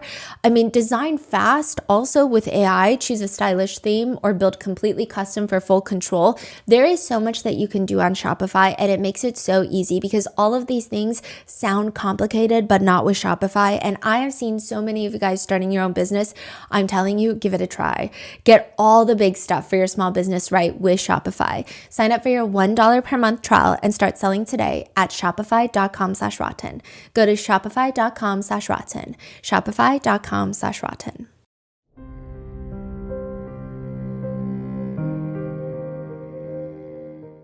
You did something interesting in prison. Where are you going with this stuff? I don't even know. You helped someone write a love letter. I helped a Spanish guy who was facing 10 years and he had an English girlfriend and he did not have command of the English language. And he asked me, would I write a love letter to his girlfriend about, how much he loved her and please wait for him and he'll be back. And did it work? I don't know. He got shipped off to prison, and that's the last I ever saw of him. So in my mind, it works. Yeah. So no, I wrote letters for guys to their lawyers, to their public defenders, to the judge, and to their family members. I felt I needed to do stuff for other people to make myself feel better in that situation. Just like I needed to do good things, because I was in such a dark spot when I was locked up. So I constantly did that. So you never wrote a letter to like a college sweetheart? Nope. Did you think about it? I did. And I thought, I'll never get to see Lisa again. I'll never get that chance, to ride off into the sunset, swoop her up off her feet, especially early on when I was facing life for those 3 years. And then I never heard from her. And I'm like, all right, well, that's that. I mean, how often did you think about your college sweetheart? I thought about her my whole life. Like, she was inside my skull scratching. Like, literally, like, tormenting me. Clarky, why, Clarky? Why? Why could you not commit to me? And just the shame of that, like victims love to just shame themselves. So that would add shame to my shame. And then doing drugs would add shame to my shame. And getting involved with the mob would add shame to my shame. And not being able to tell my father would add shame to my shame. So like we're just constantly shaming ourselves. And so Lisa was just another source of shame.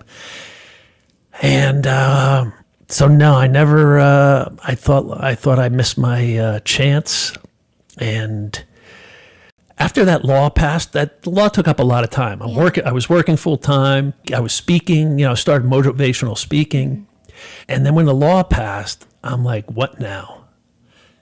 And I was working as a chef, assistant chef at a busy restaurant. I'm driving home late at night one night, And I'm like, I either want to get a pit bull or a girlfriend. Wait, this is a crazy multiple choice. So pit bull, girlfriend, Yeah. pit bull, girlfriend. And I'm like, it's not fair to any girl I get involved with if I'm still thinking about Lisa. So you never stopped thinking about Lisa. I never did. And I'm like, to get into a new relationship, to get into any relationship, I've got to confront Lisa. I found her on Facebook, and I drafted up a long Facebook message, and I deleted it. And I drafted up another message, and my thumb hung over the send button. And I debated, is it better to keep the fantasy? Maybe I'm just making it up in my mind how amazing our love was and how passionate we were for each other. Maybe like time has made me delusional, and it wasn't really all I think it is. Because you hadn't seen her since you were 20. I was probably 23 and she was 22. And how old are you at this point? When I got released, I'm 50 years old. And then I worked on the law for a couple of years. So now I'm like 52, 53. Wow. Okay, and now you're like, I don't know. But you send it, right? So do you keep the fantasy alive and not send it? Or do you pull up your big boy pants and say, let's see what the hell's going to happen here, and you send it? You got to send it, Steph. You got to take chances. So I sent it out. Yeah. And I was literally like a crackhead waiting for his dealer to call him back. Like, I check my phone. I'm at work. I had to check my phone 100 times. Oh my gosh. And I'm like, oh, I knew I shouldn't have sent it. And then she replied. And then I replied. And then she replied. And I replied. And she replied. Was it awkward? Was it? No, it instantly started to flow. She thought I couldn't commit to her all those years ago because I didn't love her.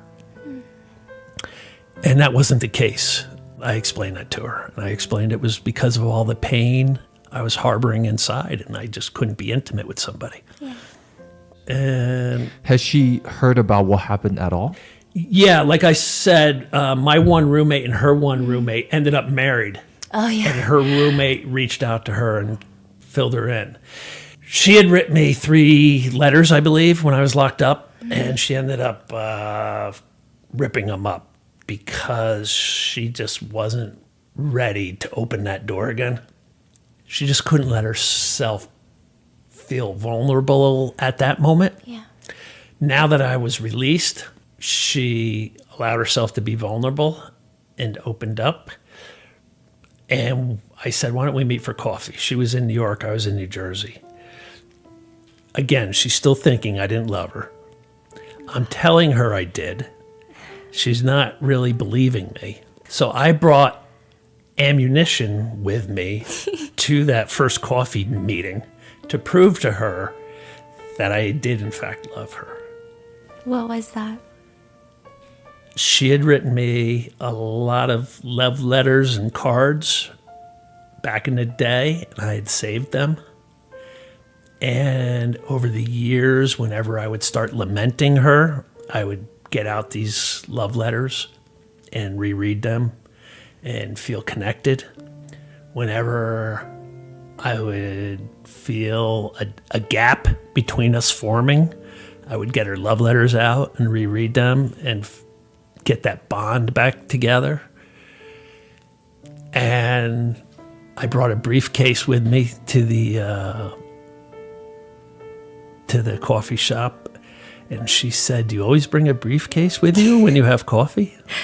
And I said, there's something inside there I want you to see that will show you that I loved you. And I opened it up, and I took out all the love letters from when she was 21 years old and 20 years old and 22 years old. And we sat there rereading them, and that sort of sealed the deal. And I told her, this is how I stayed connected with you over those 30 plus years. And you didn't really talk to her during those 30 years. No, You there was, just there was read not these- one word. No, nothing between us. You just read these letters. Yeah. Wow. And stayed connected that way with her. Wow. Did it feel weird? I mean, I'm sure you guys look different from when you're 20. Or did it feel like nothing changed? She kept saying to me, we've led two totally different lives. We're two totally different people. You know, we're not the same we were back then. Yeah. And I'm like, yeah. Just let's go have a coffee. And by the end of that coffee, I mean, you have to tell me, what was it like seeing him at that coffee shop and the briefcase? What did you think was in the briefcase? I didn't know it was in the briefcase. I mean, first of all, seeing him after like 3 decades, it was unbelievable. The 2 weeks that we were in communication with each other, we were kind of getting to know each other again. But we always would banter back and forth and tease each other, and we always had a very playful relationship. So it was kind of, we got back into that rhythm. Yeah.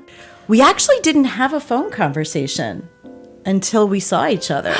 So it was kind of like we hadn't spoken on the phone yet. Oh my goodness. And we met for coffee, and I was so nervous. I remember I was like, okay, I don't want to seem too anxious or too interested or whatever. I didn't know what was going to happen. He had led this crazy life. So there was a part of me that was a little nervous, like, who is this person? Is he the same person I remember from college years? But I just felt this burning desire to explore it and to see him. And I was so impressed with what he was doing with his life, from where he was and where he is now, that day when we were meeting, and all the good things he was doing, helping to change the statute of limitations law in New Jersey, being an advocate, speaking out, getting other people to speak out. I was truly inspired by him. So I said, I have to at least meet him for coffee.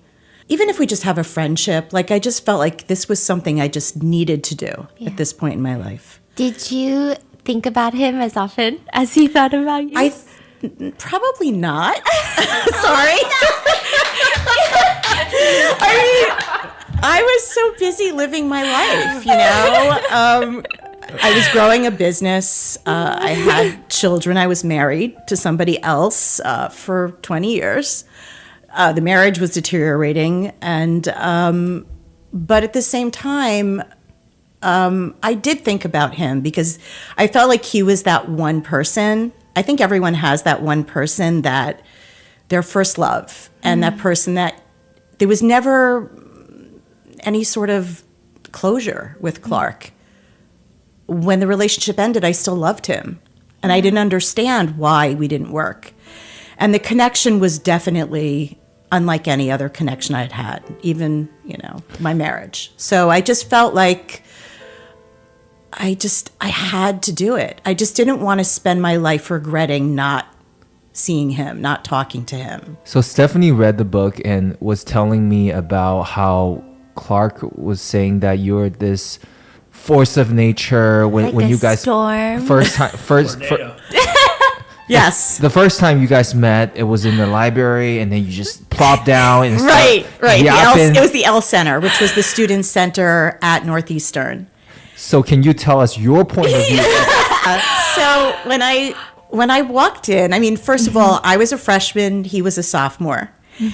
And I grew up in a house. I'm one of 3 girls. I was the middle daughter, and I was more of the rebellious person. And my parents were like just always, I had all these rules, that I had to follow. And when I went away to college, it was like, I felt like I was just being let out of a cage. My parents were very strict.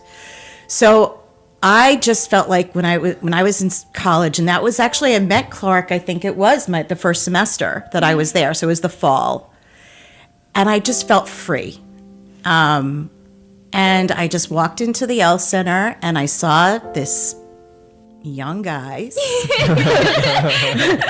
sitting, and he looked so lonely because he was sitting at there was a round table and 4 chairs, and he was alone, except he was in one chair and there were 3 empty chairs, and I was like, all right, maybe I'll just sit down and say hello. And I just did, and he looked at me, and his blue eyes just captivated me immediately. But he was really quiet. And I was like, blah, blah, blah, blah, blah, blah, blah, just talking all about myself.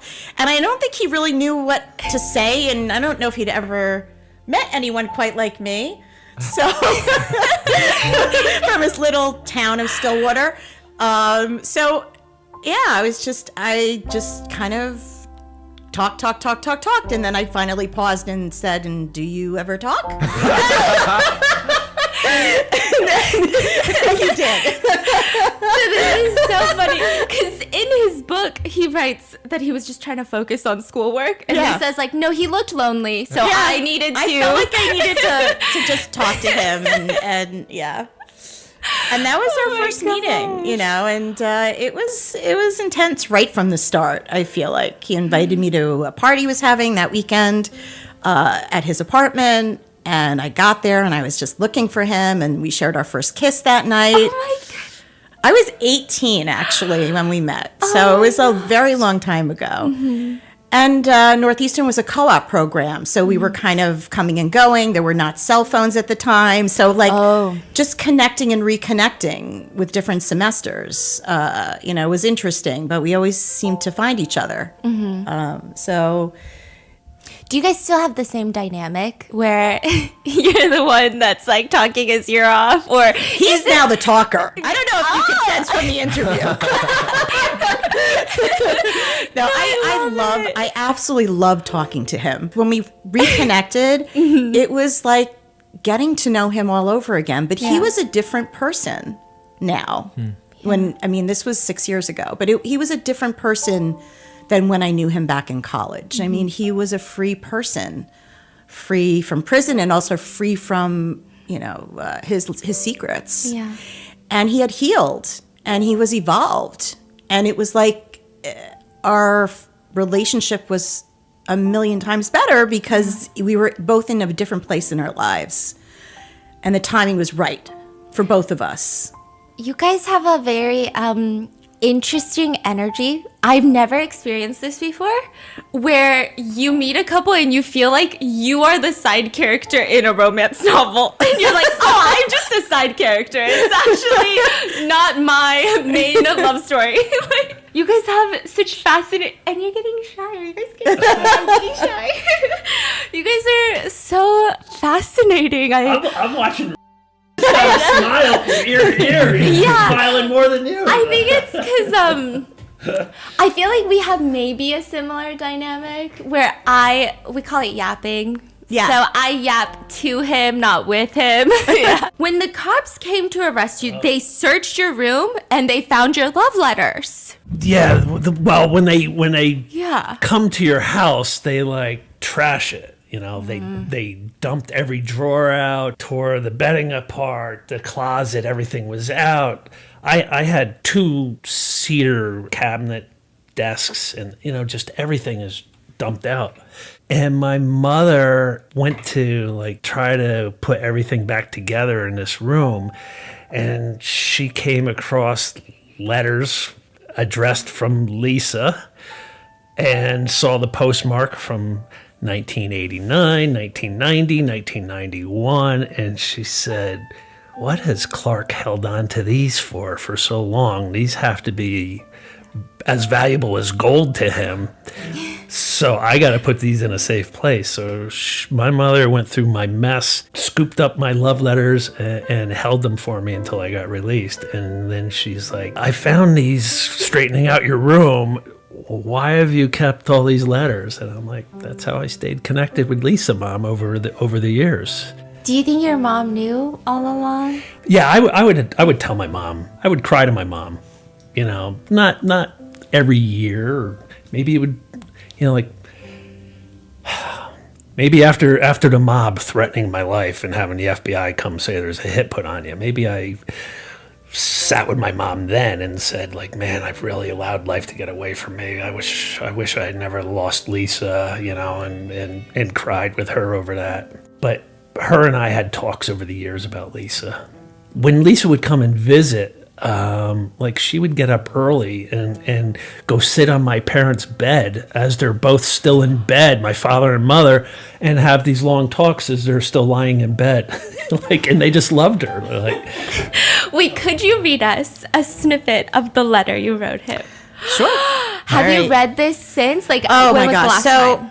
when he first showed me the letters and I started to read them in the coffee shop. Oh my goodness. I started hysterically laughing because reading a letter that you wrote 30 years ago at that point in your life where you're just all hormones, you know, you're like 18, 19, just discovering love. so this letter she got for me, it says, for yesterday's memories, today's love, and tomorrow's dreams, I love you. Do we know what parts you can read? So, yeah. Oh, boy. So this was written July 16th, 1989. Oh my god. Yeah. And yeah, I mean, when he had these letters, I realized that this is true. You just never could believe someone would be thinking about you for 30 years. But when they take your letters out of a briefcase and show them to you, you're like, they really were thinking about me all this time. Like, no one holds on to letters for 30 years unless that person really meant something incredibly deep to them. So it made it real for me, seeing the letters. So, all right, here we go. Dearest Clark, we've shared so many memories together, both good and not so good ones. I like to remember the good ones because they're the ones that stick out in my mind. The time that we drank wine at Ed Burke's was an early memory, but one that for some reason always sticks out in my mind. The next sentence we'll skip.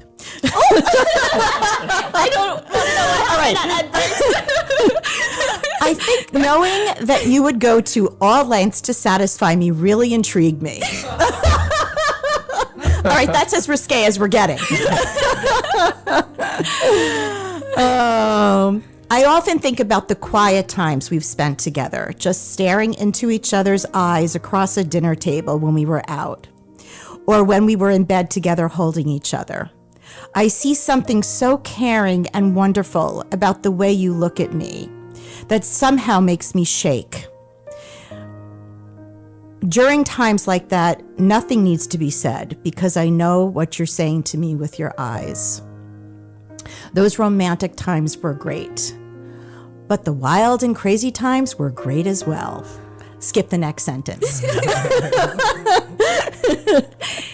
Oh my gosh. Where am I up to? All. You guys are getting lost in the non-sentences. All of these times that we've shared have become cherished thoughts that are embedded in my head and my heart. I don't exactly know at what point I actually fell in love with you. I just know that at this point, each day I spend without you is a torment. Every time I get off the phone with you, I feel alone again. I get through each day with the thought that one day soon we will be together and I won't have to ever feel lonely again. Those are my dreams for our tomorrow. I miss you so much right now that I hurt. I need you, Lisa. So, yeah, so imagine reading that letter 30 years later and feeling all those emotions that you felt. Yeah. It was incredible, and it's still incredible. And you kept those letters in pristine condition. In their envelopes. Yeah. But this is how we communicated, you know, because we didn't have cell phones. So I wrote him lots of letters, and he kept them all. So what do you guys do now for fun together? What we really cherish is Sundays and Monday mornings we have together to have coffee. It's our time together. We just love having coffee together. We just like to explore different places to walk. And we take our walks and we cook together, which we love to do. Clark's an incredible cook. We like listening to podcasts. Especially watching Clark's. movies. Yes, yes. Do you watch all of his podcasts? I do, and I try to give him constructive criticism. I think his platform is so important. No, And I want him to grow, and I think he's doing such meaningful work. Yeah. And he continues to inspire me. Ever since we reconnected, I tell him he's a constant source of inspiration for me. Yeah. Lisa made the comment one time. It doesn't matter what we do as long as we're together. Yeah. So the day before we flew down to do your show, my mother was in the hospital. So we had to go pick her up from the hospital. It took a while, to get her discharged.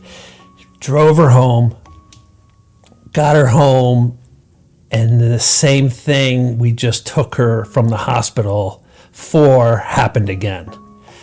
And we had to turn around and drive her back to the hospital. And we met my sister there, and we were there a while. And so it was a really long day. And then eventually we had to leave my mother there. And driving home that night, I said to her, I go, you made the comment one time, it doesn't matter what we're doing as long as we're together. So I hope that holds true for today as well. And she's like, of course it does. Yeah, we're a team for sure. And I think that's when you know you're with the right person. Because it doesn't feel like a chore to do that. You just want to be there for them. But is your mother okay? She's home now. Yeah. She's got some medical issues we got to get straightened out, but she's home right now. And Clark and his sister are such a great team. Like they come together and they take turns and help. And she's 96, his mom. So, August 31st, she'll be 96. Yeah, she's turning 96 this month. Oh my. Yeah. Is she happy that you two are back together? She's one of my biggest fans. She calls me Lisa, my love, just like Clark. Oh my goodness. I'm so happy you're back in Clark's life. I always knew that you were the one. You were so special. She said, I'm just so happy that you're here. I feel like moms know. Yeah. Yeah. Stop. Okay.